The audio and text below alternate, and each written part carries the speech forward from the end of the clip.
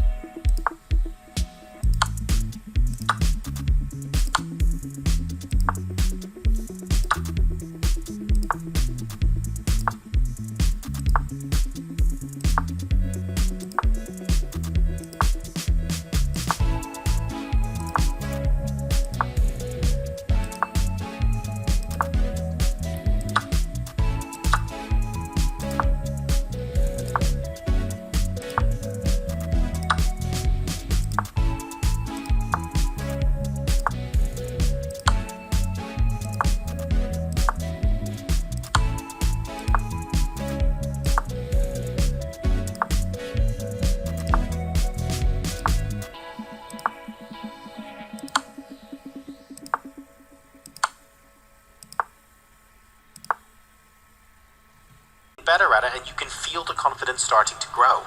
There we go, it's bullet time. The clock turns red for Firouzja. He needs to act quick. The White King is stepping up the board. This is what Magnus Carlsen calls anti-young player chess. He's killed the chance of White losing this game now. It's a race against the clock. Firouzja can't clarify the board though. He has no active plans as White steps forward. And that's because of that one pawn on g5. It clamps down on those 3 pawns on f7, g7, h7. Any move by either of these pawns would lend black a huge weakness to deal with. Magnus, meanwhile, can jump around the board with his knight, now about to target the e5 pawn, defended by the bishop, but the knight comes further into the game, hitting the rook and the black f7 pawn, knight d6 in the air. Knight is coming in, the white rook lands on the 7th rank first, followed by its knight. Black is in full defensive mode, all backs to the wall here. Firouzja needs to break out, he's got 40 seconds, you cannot sit still and do nothing anymore. Magnus will just bide time and go for you. And there we go, he does trade pawns. Here he needs to start trading rooks. Firouzja, he needs to get everything off the board within his last 30 seconds. We're going to see another race against the clock, but a totally different scenario this time, where it's going to be difficult to force Magnus Carlsen to blunder. And this time Magnus is going for Firouzja's clock. He's down in this set. He has to maximize his chances. He's not going to shy away from flagging him anymore in this match.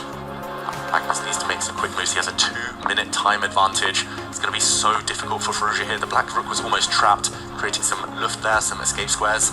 Black king shuffling. Magnus is pushing pawns. Black rook forced back. Still so unpleasant here, Tanya. The white knight dominates the bishop. And no more pawns can be traded. And look at that. Magnus Carlsen, he wins a pawn, the first big advantage. He's converted his strategic points into a material advantage. Firouzja creating some counterplay, hitting the white knight, which has to be defended now by the king or the rook. One pawn up, but it's not about the clock. About the pawns here, it's about the clock. Keep an eye on the red on your screens. Alireza Firouzja needs that fire, needs the speed.